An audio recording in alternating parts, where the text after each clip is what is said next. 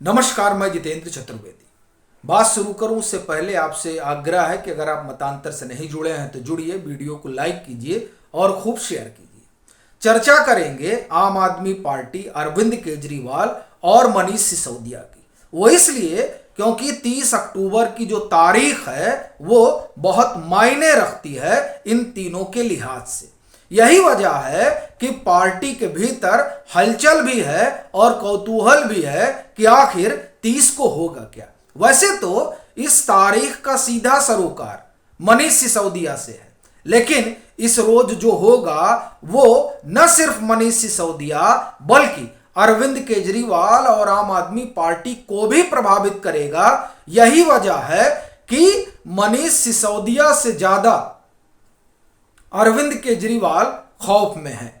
तब यह स्वाभाविक सवाल उठता है कि आखिर 30 अक्टूबर को ऐसा है क्या, एक, और दूसरा क्या वजह है कि अरविंद केजरीवाल परेशान है।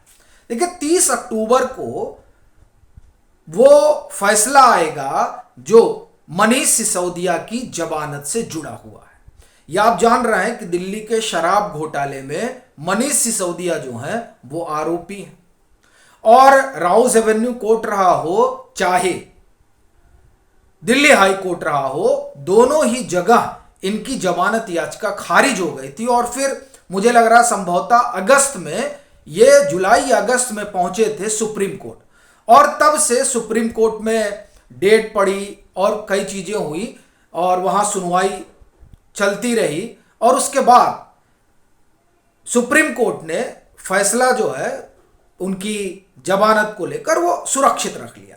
अब वही फैसला 30 को सुनाया जाना है 10:30 बजे। लेकिन जो ये पूरी सुप्रीम कोर्ट में सुनवाई चली, उस सुनवाई में 2-3 चीजें रही जो अरविंद केजरीवाल के लिए संकट का सबब बन सकती है। अब बड़ी चीज यह है, क्या होगा क्या नहीं होगा वो तो 30 अक्टूबर को पता चलेगा, और स्वाभाविक है उसे लेकर मनीष सिसोदिया के भीतर एक अकुलाहट होगी, क्योंकि वो पिछले लंबे अरसे से बिहाइंड द बार है। और शायद यही वजह है कि सुनवाई के दौरान जो चीजें आई हैं उन चीजों ने आम आदमी पार्टी के भीतर हड़कंप मचा रखा है।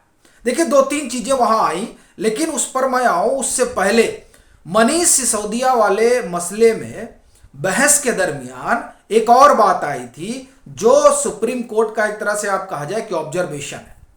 वो ये कि मुझे लग रहा है वो अंतिम दिन रहा होगा बहस का, जब उसके बाद कोर्ट ने अपना ऑर्डर रिजर्व कर लिया था।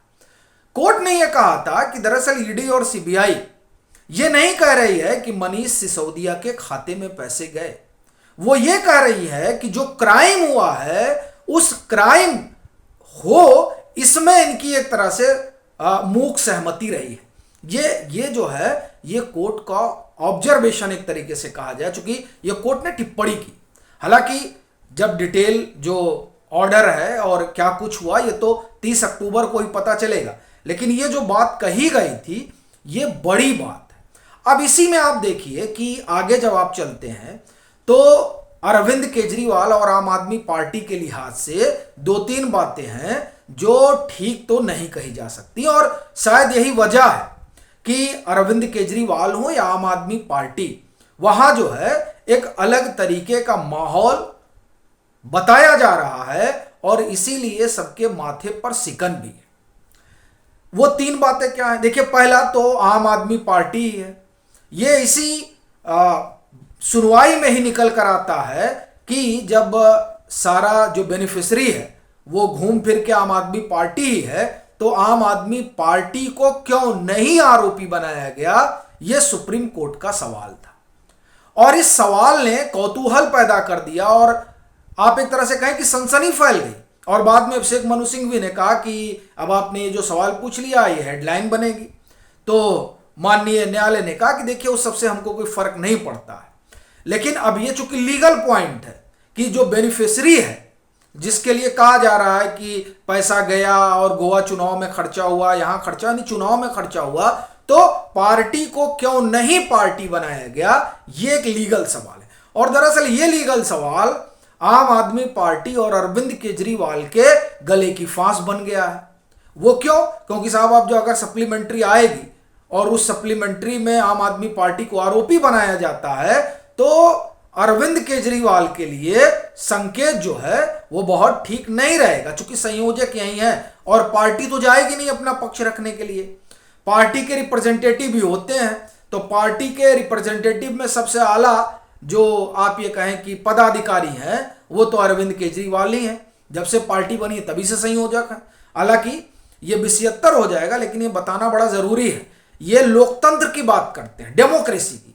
अरविंद केजरीवाल, इनकी पार्टी डेमोक्रेसी की बात करती है, लेकिन पार्टी के अंदर डेमोक्रेसी का आलम यह है कि जो इनके खिलाफ बोलता है या जिनसे अरविंद केजरीवाल असहमत होते हैं उसको बाहर का रास्ता दिखा देते हैं। योगेंद्र यादव, प्रशांत भूषण, प्रोफेसर आनंद कुमार विश्वास, एक लंबी लाइन है। और ये बात डेमोक्रेसी की करते हैं। दूसरा, जब से आम आदमी पार्टी बनी है तब से संयोजक के पद पे ये खुद बैठे हुए हैं और डेमोक्रेसी की बात कर रहे हैं। इनके तमाम जो सांसद हैं, विधायक, वो डेमोक्रेसी बचाने की बात कर रहे हैं। न मालूम कैसे बचाएंगे जब पार्टी के भीतर ही डेमोक्रेसी नहीं बची है, क्योंकि वहां असहमति का स्वर सुना ही नहीं जाता है, इसीलिए सबको बाहर जाना पड़ा। बहरहाल, तो ये काबिज है। तो अगर ये आम आदमी पार्टी को पार्टी बना लेती है ईडी, तो पेशी तो ही नहीं की होगी, एक बात। दूसरी बात, मनीष सिसोदिया ने दो बातें वहां बड़ी महत्वपूर्ण कही थी। एक तो विजय नायर से उन्होंने सीधा पल्ला झाड़ लिया था, और दूसरा ये कह दिया था सीधे तौर पर कि ये जो पूरा मामला है इसमें हम अकेले नहीं हैं। ये पूरा जो डिसीजन मेकिंग है, यानी कि इंडो स्प्रिट का मामला हो, ये चाहे 5 से 12% कमीशन का मामला हो, चाहे साउथ ग्रुप की एंट्री हो, चाहे ये जो फ्रंट कंपनियां जो फ्रंट मैन रहे उनकी बात हो, चाहे ये जो तमाम जगह चुनाव में पैसे खर्च हुआ इसकी बात हो, इन सब चीजों में जो सारे आरोप हैं, वो आरोप जो मेरे ऊपर लगाए जा रहे हैं उसमें मेरी अकेले की भूमिका नहीं है। ये जो पूरा निर्णय था, ये निर्णय संस्थागत निर्णय था, इसलिए अकेले मेरी जवाबदेही कैसे तय हो सकती है? जो उन्होंने कहा उसका कुल लबो-लुआब यही है। अब ये जो दो चीजें हैं, ये दो चीजें बताती हैं कि अरविंद केजरीवाल के लिए गड्ढा बड़ा खुद गया है। वैसे तो वो दूसरों के लिए गड्ढा खोदते हैं, दागो और भागो, लेकिन इस बार वो बुरे फंस गए। चूंकि अब ऐसा लगता है कि उन्हीं के जो साथी हैं उनको अब ये लगने लगा कि साहब ये है नहीं किसी के, और वैसे भी हार्डकोर पॉलिटिक्स में कोई किसी का नहीं होता है। तो अरविंद केजरीवाल तो पीएम बनने के लिए आए हैं। वो जैसा अभी आप देखिए, कुछ रोज पहले तक तो जब मनीष सिसोदिया बाहर थे तो वो भी यही कहते थे, संजय सिंह बाहर थे तो वो भी यही कहते थे। आपको ध्यान होगा कि जब कहानी वहानी सुनाई थी अरविंद केजरीवाल ने और अडानी के बहाने नरेंद्र मोदी को घेरा था, तब क्या कहते थे संजय सिंह ने बाकायदे कहा कि नहीं, हमने तो फोन करके कहा था अरविंद केजरीवाल से कि अब आपका नंबर आएगा, अब आपको पूछा जाएगा। मतलब इन लोगों को देखिए, इन लोगों को ये डर लग रहा था कि ये जो पूरी दिल्ली के शराब घोटाले की जांच पड़ताल चल रही है, और उस जांच पड़ताल में चूंकि Manish Sisodia behind the bar जा चुके थे और रोज नई चीजें आती थी, और ईडी ने जो चार्जशीट वगैरह दाखिल कर रखी थी उसमें तो बता दिया था कि साहब ब्रेन चाइल्ड तो अरविंद केजरीवाल का है, और फिर सम्मन भी कर लिया था सीबीआई ने। तो आम आदमी पार्टी को पूरा अंदेशा था कि अब ये लोग अरविंद केजरीवाल को ईडी बुला सकती है और हो सकता है हिरासत में भी ले ले। तो इसलिए लोग माहौल बनाना शुरू कर दिए थे, और उस माहौल का ही ये आलम था जिसमें ये तमाम बातें कही गई। और आप देखिए कि माहौल जो बनाया, तो उस माहौल बनाने में एक बात तो साफ हो गई थी कि जो शिकंजा कसा जा रहा है उस शिकंजे से लोग घबराए हुए हैं।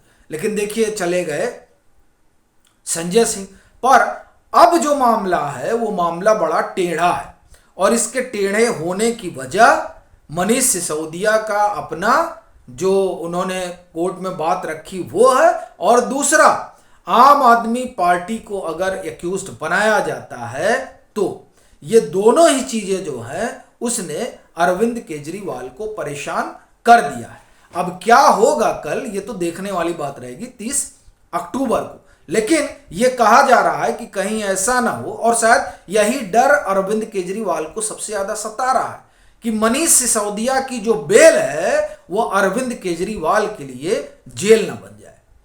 और इसीलिए तमाम जो राजनीतिक गलियारों में चर्चा है उस चर्चा में यही बात आम है कि अगर ये जो फैसला है वो जो भी रहे, पर उस फैसले से अगर सबसे ज्यादा कोई परेशान होने वाला है तो वो अरविंद केजरीवाल है। तो अब ये देखने वाली बात रहेगी कि 30 अक्टूबर को होता क्या है और उसके बाद अरविंद केजरीवाल का क्या होता है। बाकी आपकी जो अपनी राय हो ज़रूर साझा करिए, और मतांतर से नहीं जुड़े हैं तो मैं फिर कहूँगा ज़रूर जुड़िए।